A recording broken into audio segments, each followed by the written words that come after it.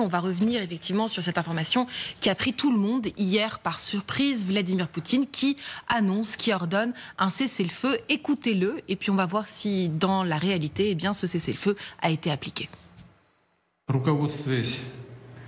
Guidé par les considérations humanitaires, la partie russe déclare une trêve de Pâques aujourd'hui de 17h jusqu'à minuit entre dimanche et lundi. Je donne l'ordre de cesser toutes les hostilités pendant cette période. Nous supposons que la partie ukrainienne suivra notre exemple. Dans le même temps, nos troupes doivent être prêtes à repousser d'éventuelles violations de la trêve. Un cessez-le-feu surprise d'une trentaine d'heures, sauf que dans les faits, il y a des sirènes qui résonnent en Ukraine. Volodymyr Zelensky, le président ukrainien, dénonce déjà 300 bombardements, des attaques partout. Un faux cessez-le-feu donc, l'illusion d'une trêve. Alors dans quel but? Pourquoi est-ce que le maître du Kremlin a décrété ce cessez-le-feu? À quelle personne veut-il parler? Est-ce qu'il veut envoyer un message à Donald Trump? Regardez ce que Volodymyr Zelensky déclare. Si un cessez-le-feu complet est réellement instauré, l'Ukraine propose de le prolonger au-delà de Pâques, ce qui révélera les véritables intentions de la Russie. Il veut donc mettre Vladimir Poutine devant ses propres contradictions. Écoutez sa déclaration ce matin. Le mal peut avoir son heure, mais Dieu aura son jour. Faisons en sorte que ce jour arrive. Faisons tout pour que cette heure diabolique prenne fin. Ce sera le jour de la paix, le jour de l'Ukraine, le jour qui durera des siècles, et nous pourrons nous retrouver autour d'une table. On va essayer donc ensemble d'analyser ce moment avec vous, Charles Diwo. Bonjour, vous êtes correspondant, vous venez de rentrer de Moscou, je crois que vous êtes revenu mardi, donc vous allez effectivement nous donner l'impression que vous avez eue sur place, sur le terrain. Ronald Datto, bienvenue, merci d'être avec nous sur ce plateau, professeur de relations internationales à Sciences Po. Bonjour également à Cyril Gélipter, doctorant, spécialiste des renseignements russes. Vous allez nous dire si vous avez des informations sur place. Nous serons également en direct de Kiev avec Tetiana Orgakova, journaliste ukrainienne, responsable du département international de l'Ukraine Crisis Media Center. Vous êtes en direct de Kiev. Guillaume Oda pour l'International, vous êtes avec moi, et Maxime Yedo également. On va tout de suite prendre la direction d'Odessa où se tient Marianne Kotonov en direct avec Éric Josset. Marianne, est-ce que vous êtes là? Voilà, Marianne est là en direct d'Odessa. On ne parle plus de cessez-le-feu, ni même d'une trêve fragile. Pour vous, ce n'est qu'une illusion, ce cessez-le-feu ordonné par Vladimir Poutine? Oui, c'est pas pour moi, c'est surtout pour les militaires qui sont sur le front, parce que c'est eux que nous avons appelés ce matin. Et effectivement, des attaques, il y en a sur tous les fronts. Alors bien sûr, c'est varié, suivant l'endroit où on se trouve. Par exemple, à Pokrovsk, les militaires nous disent qu'il y a moins de bombardements, les assauts sont moins fréquents, mais néanmoins, les Russes sont toujours là et poussent toujours. Par contre, il y a des endroits où vraiment, il y a des assauts, il y a des morts et des blessés. C'est encore ce que nous disait le bataillon Haïdar, qui est situé dans la région de Donetsk. Donc on le voit. C'est un cessez-le-feu en fait qui a lieu peut-être un peu plus sur les grandes villes, quoique vous avez entendu quand même les sirènes au-dessus de Kiev. Alors ça ne veut pas dire que c'est la capitale qui est visée, c'est toute la région de Kiev qui peut être visée, mais néanmoins on le voit bien, cette trêve en fait n'a de trêve que le nom, c'est évident. Et d'ailleurs une trêve de 30 heures, c'est un peu, qui a été décidée en plus unilatéralement, c'est un peu une illusion, parce qu'une trêve comme ça, ça doit être préparé, les deux parties doivent être d'accord, et puis il faut quelqu'un pour être là, pour vérifier que cette trêve est bien respectée des deux côtés, ce qui n'est absolument pas le cas. D'ailleurs, les militaires sur le front ont reçu l'ordre du commandant en chef, le général Syrski, de prendre des vidéos, d'accumuler toutes les preuves qui montreraient bien que les Russes sont en train de violer la trêve. On a bien vu que Volodymyr Zelensky tentait de mettre la Russie et Vladimir Poutine devant ses propres contradictions. Vladimir Poutine proposait une trêve de 30 heures. Volodymyr Zelensky lui dit finalement « Chiche, essayons 30 jours ». Comment est-ce que est perçue cette proposition sur place ? Ben, écoutez, de toute façon, ici, tout le monde pense que c'est très malin de la part de Volodymyr Zelensky, parce qu'effectivement, il renvoie la balle dans le camp russe. Cette trêve de 30 jours, elle avait été évoquée à Jeddah, rappelez-vous, au mois de mars, lors des pourparlers, pour inciter les deux parties à faire une vraie trêve d'1 mois. Les Russes n'ont jamais répondu à ça, alors que les Ukrainiens étaient d'accord. Donc en fait, Volodymyr Zelensky dit « Ok, très bien, nous 30 heures, oui, mais ça ne veut trop rien dire, c'est ce que je vous expliquais. Donc faisons cette trêve pour 30 jours. » Et là, on le voit bien, c'était une proposition qui a été faite hier et Vladimir Poutine n'a toujours pas répondu. Parce que, on le sait, Vladimir Poutine ne veut pas arrêter la guerre. Et ici, partout en Ukraine, vous promenez dans les rues, vous demandez à des civils, vous demandez à des militaires, vous demandez à des gens de l'administration civile, eh bien, ils vous diront que personne ne croit plus en la parole de Vladimir Poutine et que personne ne croyait que cette trêve était une véritable trêve. Merci Marianne Kotonov, envoyée spéciale pour LCI avec Éric Josset. Charles Divois, je le disais, vous êtes correspondant pour TF1, vous venez de rentrer de Moscou. Alors nous, depuis la France, eh bien cette nouvelle nous a pris complètement de court. C'était un cessez-le-feu surprise. Est-ce qu'en Russie, on parlait potentiellement de ce cessez-le-feu sur ce terrain? Non, je pense qu'il y a vraiment eu aussi un effet de surprise pour la population russe parce que en plus, ces derniers moments, on avait un ton un peu plus offensif de la part de Vladimir Poutine qui, par exemple, vis-à-vis de la France, lorsqu'il y a eu un membre du ministère des Affaires étrangères russe qui a été arrêté à l'aéroport de Roissy-Charles de Gaulle, tout de suite une réaction de la Russie pour dire qu'il va y avoir des conséquences. Donc on était vraiment plus dans une logique d'offensive plutôt que de cesser le feu, même aussi vis-à-vis de Donald Trump, où face à la colère de Donald Trump, on avait un Vladimir Poutine qui restait finalement, j'ai envie de dire, droit dans ses bottes. Donc je pense que oui, ça a surpris. Ronald Dato, il faut quand même relire la déclaration de Vladimir Poutine qu'on a écoutée un peu plus tôt dans l'émission, qui dit « Nous supposons que la partie ukrainienne suivra notre exemple ». C'est pas un peu fort de café, si je puis dire, Ronald? Moi, je aucune confiance dans Poutine et dans son équipe. Donc hier, quand j'étais ici sur les plateaux, quand on a reçu l'information, et j'étais complètement sceptique, comme les Ukrainiens d'ailleurs, j'ai jamais cru à ça. Et d'ailleurs, juste un détail, regardez l'image de Poutine, on dirait les guignols de l'info, vous savez, avec leurs gros doigts en caoutchouc. Il ressemble à... il n'est pas plus sérieux, je trouve, que les guignols de l'info. Et ce type, il est en fait, il vous fait, si je traduis vos propos, il vous fait l'effet d'une marionnette. C'est-à-dire que vous peut dire n'importe quoi. Mais est-ce qu'il est cynique? Est-ce que dans ces mots, absolument il est cynique? Ils nous mentent, les Russes, depuis le début de la guerre. Ils accusent les autres de faire ce qu'eux-mêmes font subir aux Ukrainiens. Et donc, cette histoire de déclarer une trêve de 30 heures, comme Zelensky le dit très bien, à quoi ça sert? 30 heures, c'est rien. Ça ne permet même pas aux troupes sur le terrain, au plan tactique, de se préparer. Ils sont déjà en train de se battre. Si vous dites, OK, on arrête tout, je pense que c'est très difficile pour les soldats russes et ukrainiens de s'arrêter. Et donc, Zelensky rebondit sur ça. Tout le monde disait hier, c'est un coup de maître de Poutine de faire cette déclaration. Il montre sa bonne volonté. C'est un signal envoyé auprès des Américains parce que Trump a essayé de mettre un petit peu de pression. Moi, j'ai jamais compris ce que Trump voulait faire d'ailleurs. Est-ce que c'est mettre de la pression sur les Russes ou c'est tout simplement plutôt de dire on abandonne l'Ukraine. Si vous ne faites pas quelque chose rapidement, on vous laisse tomber.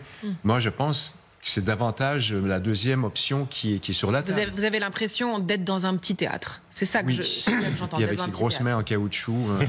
Alors, on entendait aussi, est-ce que c'est un message qu'il envoie à Donald Trump? On a entendu aussi certaines personnes dire, par exemple, Donald Trump a fait plier Vladimir Poutine. Alors ça, je vous vois lever les yeux, Cyril Djeïpter aussi. Non, ça, c'est même pas une question qu'on peut se poser. Non, ce n'est pas le cas. Surtout que Trump veut se débarrasser du conflit ukrainien. Il met tout sur le dos de Zelensky en disant que c'est Zelensky qui a commencé la guerre. Donc là, le cessez-le-feu proposé par Poutine, bon, déjà, ça aurait été assez difficile à mettre en œuvre dans un tel délai, mais pire encore, quelle partie est couverte? C'est-à-dire que quand vous exigez un cessez-le-feu, est-ce que ce cessez-le-feu, les Ukrainiens doivent le respecter sur les territoires dont la Russie s'est emparée, qui ne sont pas reconnus, ou bien cela ne concerne que la partie que la Russie reconnue dans ses frontières actuelles? Ce n'est pas défini, justement. Donc, cela ne peut qu'échouer aussi sur ce point. puisque les Russes ont... vous avez les Ukrainiens, je voyais Zelensky, le président Zelensky ce matin qui disait il y a des combats qui continuent.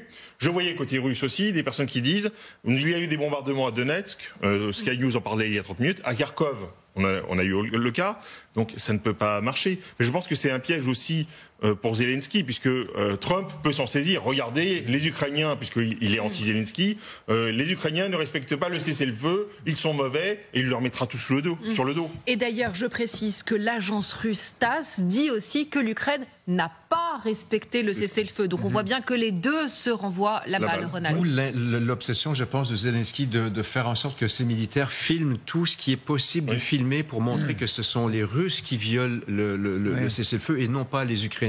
Charles. Sur l'aspect se renvoyer la balle, ce qui est intéressant, c'est aussi pendant le cessez-le-feu énergétique, tout du moins sur les stations... Le moratoire. Voilà, exactement. Ce qui est intéressant, moi, tous les matins, je me réveillais, je regardais les journaux, la presse, et on avait le droit tous les jours à une statistique, le nombre de drones ukrainiens abattus au-dessus du territoire russe pour montrer, finalement, regardez, eux aussi ne le respectent pas. Exactement, ouais. C'était assez intéressant. Je crois que même qu'il y avait eu un objectif énergétique, enfin les Russes avaient affirmé, oui, regardez, les Ukrainiens aussi ont attaqué un de nos objectifs énergétiques. Exactement, et même avait tenté d'envoyer un dossier aux États-Unis pour se victimiser en quelque sorte. Tetiana Orgakova, vous êtes avec nous en direct d'Ukraine, en direct de la capitale, en direct de Kiev, journaliste ukrainienne responsable du département international de l'Ukraine Crisis Media Center. Quelle a été votre réaction quand vous avez entendu Vladimir Poutine proposer cette trêve de 30 heures? Est-ce que vous avez eu le moindre espoir ou est-ce qu'on est habitué à ce faux récit, si je puis dire, en Ukraine? Bien évidemment, les réactions étaient très sceptiques et très méfiantes par rapport à ces déclarations-là, parce que dans le passé, depuis 2014, nous avons toute espèce de cessez-le-feu pour Pâques, pour Noël, pour telle chose, autre chose, qui n'était jamais respectée du côté russe. Alors évidemment, les Ukrainiens étaient très sceptiques par rapport à éventuellement déjà pourquoi déclarer cette trêve ou cette cessez-le-feu pour... Qu'est-ce que ça veut dire exactement? Donc tout ceci n'avait pas l'air sérieux en fait pour les Ukrainiens évidemment. Tetiana Orgakova, bonjour, ici Guillaume Oda. J'aimerais vous poser une question de là où vous êtes. On est dans une configuration après ce cessez-le-feu qui finalement n'en était pas un et qui n'a rendu dupe personne, où finalement les Américains menacent de jeter l'éponge, les Russes vont continuer à combattre. Quelle va être la possibilité ou la réponse des Ukrainiens? Vous attendez quoi maintenant des Européens? En fait, la situation est très menaçante pour l'Ukraine et tout aussi bien pour l'Europe, parce que le revirement géopolitique effectué par Donald Trump, il menace évidemment l'Ukraine, parce que se laver les mains, c'est en quelque sorte, c'est un peu ironique de le faire de plus à la veille du jour de Pâques en fait, mais il concerne aussi l'Europe, parce que ce qu'on voyons depuis plusieurs semaines, c'est la volonté des États-Unis de se retirer de l'Ukraine, mais tout aussi bien de l'Europe. Et donc, ce qui se joue effectivement, c'est le désintérêt en fait des États-Unis dans la question de la sécurité de l'Europe. Il met toute cette guerre que la Russie mène contre l'Ukraine sur le dos des Européens. Évidemment, aujourd'hui, donc les Ukrainiens, on se sent un peu seuls, n'est-ce pas? Parce qu'on est face à la Russie, un pays beaucoup plus grand en termes de surface, en termes de ressources, en termes de l'économie, en termes des alliances aussi. Il ne faut pas oublier des alliances avec Corée du Nord, avec Iran, avec la Chine, parce qu'il y a déjà des soldats chinois, n'est-ce pas, dans l'armée russe. Et donc évidemment, notre espoir est que les Européens resteront à nos côtés, parce que la menace sécuritaire, elle concerne l'Ukraine, mais elle concerne tout aussi bien l'Europe. Il y a les entraînements russes et biélorusses prévus en territoire biélorusse à l'automne 2025.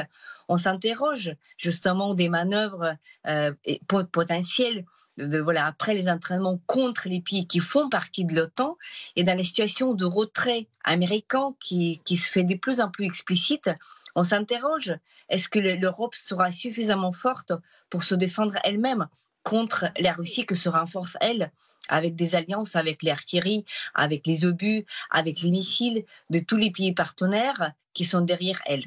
Tétiana, restez avec nous dans un instant. On va prendre la route de Washington pour voir, essayer de comprendre comment va pouvoir réagir Donald Trump. Mais juste un mot sur les images qu'on a vues tourner à l'écran, les images de la déclaration qu'a faite Volodymyr Zelensky. Alors en général, il est plutôt en tenue de guerre, en treillis. On l'accuse, Donald Trump l'a accusé de ne pas porter de costume. Voilà, mais là, le voilà en costume traditionnel. Voilà des images assez scénarisées. Où on n'a pas du tout l'impression d'un pays en guerre. Est-ce que vous pouvez nous dire un mot sur ce narratif qui a été choisi par l'Ukraine pour répondre à ce cessez-le-feu, Cyril Gépierre? Je constate que Zelensky, depuis le début, est en fait un très bon communicant. Je pense qu'il a une bonne équipe de communication autour de lui. Donc, justement, comme vous dites, très justement, c'est scénarisé. C'est-à-dire qu'on vous montre les images au ralenti du président qui avance sur de lui, qui met le costume traditionnel, parce que c'est peut-être le jour de Pâques, c'est une manière de commuer, d'oublier un instant qu'il y a la guerre puisqu'il ne met pas la tenue, le treillis militaire. Je pense que c'est tout simplement cela. Juste un point aussi sur le cessez-le-feu. Le piège du cessez-le-feu, quand les Russes par exemple le proposent, c'est si jamais c'est le cessez-le-feu, vous n'avez pas le droit de taper les territoires dont nous nous sommes emparés. Donc si jamais les Ukrainiens ne tapaient pas les territoires dans les régions par exemple de Zaporizhia, ce serait implicitement reconnaître ces territoires comme faisant partie de la Russie, implicitement bien entendu. Donc c'est ça aussi le piège d'un cessez-le-feu. Bon, alors on va voir si... oui, les Russes, je pense que c'est un piège aussi côté russe. Alors on va voir comment Donald Trump va réagir. Est-ce qu'il va encourager ce cessez-le-feu qui a été ordonné par Vladimir Poutine, dénoncer les premiers bombardements que dénonce l'Ukraine? Axel Monnier, vous êtes correspondant pour Washington depuis la Maison-Blanche et vous faites le point sur cette réponse qui tarde à venir et les options qui s'ouvrent pour Donald Trump, qui s'impatientait de l'enlisement des pourparlers entre la Russie et l'Ukraine. Oui, a priori, cela peut être considéré comme une victoire pour Donald Trump, parce que Vladimir Poutine a proposé cette trêve quelques heures seulement après le coup de pression de Marco Rubio, le secrétaire d'État, et du président américain, qui disait en gros « Nous ne nous mêlerons plus de ces pourparlers s'il n'y a pas d'avancée significative dans les prochains jours ». Sauf que, on le sait, le maître du Kremlin n'aime pas se faire dicter son tempo, et puis surtout, comment parler de victoire quand Donald Trump n'a toujours pas réussi à faire accepter à Vladimir Poutine un cessez-le-feu d'1 mois, et quand on sait aussi que le plan proposé par la Maison-Blanche est largement favorable en matière territoriale, notamment à la Russie de Vladimir Poutine.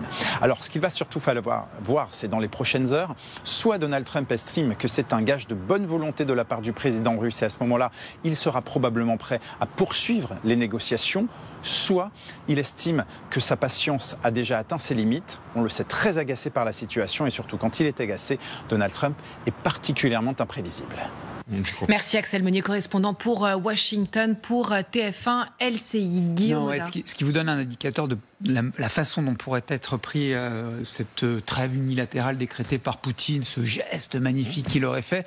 En ce moment même, au moment où on se parle, Paola, Fox News aux États-Unis diffuse en fait les cérémonies de Pâques à la fois en Ukraine et en Russie, donc à Moscou en Russie et à Kiev. Fox News le dit, Kiev, capitale de la Russie. Voilà. Kiev, situé en Russie. Oui. C'est ce qui se passe en ce moment sur Fox News. Ça a été rapporté par Le Monde. Je pense que c'est utile d'en faire état là. Ça raconte aussi peut-être l'état d'esprit. Alors c'est peut-être Kiev, une erreur. Capitale de la Russie. Ça, c'est pas quelque chose qui circule sur les réseaux sociaux. C'est vraiment sur Fox News actuellement. Non, alors Kiev, situé en Russie, pour être tout à fait précis. Mais ça donne une idée de l'état d'esprit et du narratif dans lequel maintenant, dans cette conception narrative de la réalité, dans laquelle s'inscrit une partie des États-Unis et celle de Donald Trump peut-être, ce qui donne un indicateur. Alors, je vous pose cette question. Donc, Vladimir Poutine, qui ordonne ce cessez-le-feu, est-ce que, avec la réaction de Donald Trump, on va voir finalement son désengagement? Est-ce que vous pensez que ça va révéler l'objet de Donald Trump? Ronald. Moi, écoutez, si vous pensez que ça va acter quelque chose, précipiter quelque chose? Ce que Donald Trump fera, c'est, écoutez, moi, je suis prêt à passer une soirée avec cette personne. Il est tellement imprévisible. C'est très. Moi, j'ai enseigné plusieurs années sur la politique étrangère américaine. En général, il y a des guides. Hein, on peut retrouver. Pratiquement tous les présidents américains ont une façon de se comporter qui se rapporte à une des philosophies de la politique étrangère américaine. Pas Trump. Trump, il fait du Trump. Et donc, je ne sais pas du tout qu'est-ce qu'il pourra faire. Moi, j'espérais, c'est une question d'espoir, qu'il se fâche contre Poutine qui lui tient tête. Ah, vous êtes un optimiste, Ronald. Non, j'espère. Je ne suis pas optimiste du tout, parce que la tendance ne semble pas aller dans cette direction. J'ai davantage la crainte qu'il abandonne l'Ukraine et qu'il dise non, on va à l'Indo-Pacifique.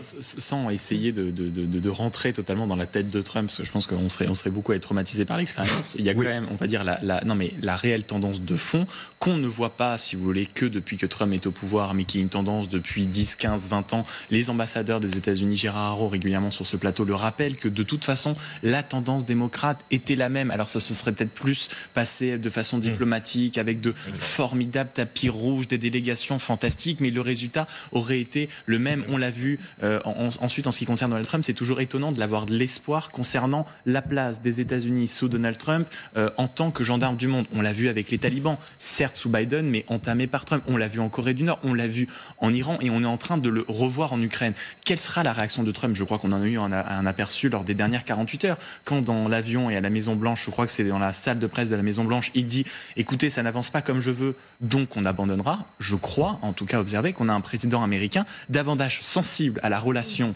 russe-États-Unis à proprement parler, plutôt qu'à la relation États-Unis, gendarme du monde, Europe, Ukraine. C'est-à-dire qu'il a vu un avantage qui a été financier, on l'a vu par les minerais, ça n'est pas allé jusqu'au bout, ça prend du temps. On voit bien que tous ces efforts sont davantage faits pour lier ou avoir un lien avec un homme puissant qui est Vladimir Poutine.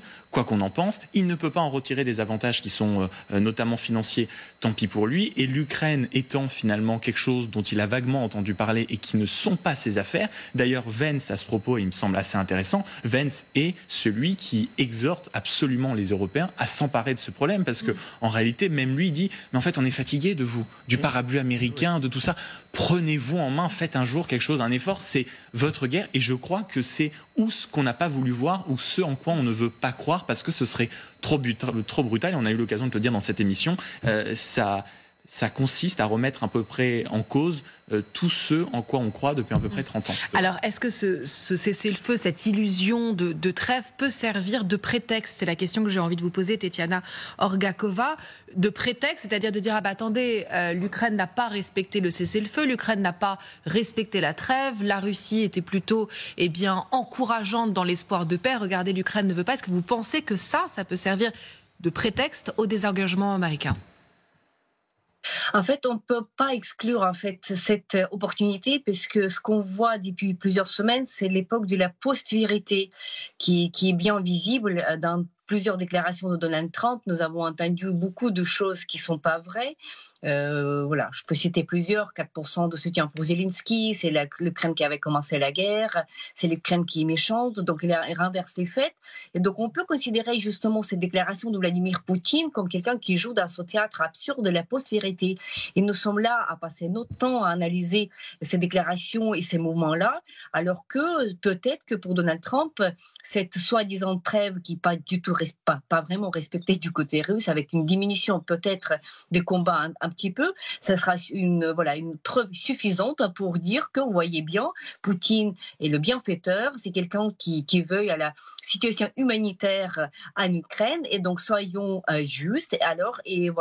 Sortons la Russie de son isolement, c'est d'ailleurs déjà fait par l'administration américaine, levons les sanctions, après il y aura la pression sur les Européens pour lever les sanctions, pour revenir à business as usual, etc., etc., et puis tout mettre sur l'Ukraine qui est méchante, elle ne veut pas céder, elle ne veut pas donner ses territoires à la Russie, c'est elle qui ne veut pas terminer la guerre.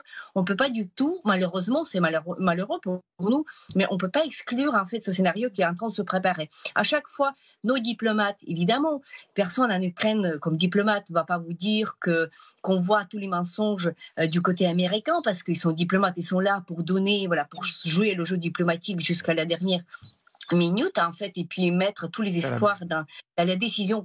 Donald Trump va se fâcher, enfin il va voir la vérité, alors qu'on pense pas je suis journaliste, on voit très bien, d'une manière très explicite, que Donald Trump, voilà, il respecte pas la réalité. Il voit ce qu'il veut voir, il voit justement l'intérêt pour son administration d'avoir les affaires avec la Russie. Il voit pas beaucoup d'intérêt ni dans l'Ukraine ni dans l'Europe. Il se désintéresse de l'Europe. Et alors, nous sommes dans cette post-vérité, dans cette ère de post-vérité. Post-réalité. Merci Tatiana Orgakova d'avoir été en direct avec nous. Cyril Géter, vous êtes spécialiste des renseignements russes. Est-ce que vous voyez là se dessiner un narratif, si je puis dire, pour mettre en place cette post-réalité ? Ce narratif, on le voit depuis longtemps. C'est-à-dire que là, nous parlions justement du cessez-le-feu. Bon, vous avez tout de suite des posts qui sont arrivés qui disaient Zelensky aurait rejeté le cessez-le-feu, ce qui n'est pas vrai. Il faut comprendre une chose, comment cela fonctionne. Vous avez la politique officielle du Kremlin qui a ses objectifs, discréditer le pouvoir ukrainien, discréditer les alliés de l'Ukraine, ou bien leur dire évitez de vous impliquer, évitez de fournir du matériel, évitez d'envoyer des troupes, sinon voilà ce qui va arriver, l'affaire des cercueils qui avait été déposée sous le pied de la Tour Eiffel. Et ensuite, ça c'est la politique officielle. Et effectivement, vous pouvez mettre en œuvre des moyens officieux, renseignements, dans le même but. Il faut comprendre qu'en Russie, en fait, ils sont revenus à la planification. C'est vers 2005 qu'il y a eu ce tournant. Planification stratégique, on détermine les activités, on détermine les priorités, les plans à mettre en œuvre, etc., etc. C'est un système assez organisé, en fait, qui s'est mis en place. Donc, le SVR, le FSB, le GRU, les cyberattaques, les mêmes sur le net. C'est un système assez, planifié. Maxime Edo. Non, et puis c'est toujours curieux, si vous voulez, la volonté de ne pas voir ce qui se passe au sein de la Maison-Blanche. On a quand même eu l'échange fracassant, euphémisme évidemment, entre Volodymyr Zelensky et Donald Trump, et on a eu les déclarations sur Donald Trump, notre correspondante tout à l'heure le rappelait, c'est-à-dire que on a eu qu'il fallait le remplacer, qu'il n'était pas légitime, que les sondages étaient très bas, que l'accord ne pouvait se faire que si Zelensky parlait, et nous, on en est à se demander si un jour ou pas l'Amérique, potentiellement, sans que puisse nous prévenir, sans toutes les politesses diplomatiques, peut-être pourrait lâcher l'Ukraine. Je crois qu'on en a tous les indices, et je crois qu'un dignitaire de la Maison-Blanche hier rappelait que c'était peut-être précisément aux Européens de s'en emparer, parce qu'on ne pouvait pas enchaîner en permanence les sommets, les discussions, les visioconférences. C'est Rubio qui disait ça, et je crains, mine de rien, qu'il nous rappelle l'extrême évidence en disant, si vous voulez, que les rassemblements ne font pas la résolution du conflit. L'un des tout petits indices, c'est qu'on ne sait absolument pas ce qui s'est dit jeudi à l'Élysée entre les dignitaires américains et le président de la République. Non, c'est vrai.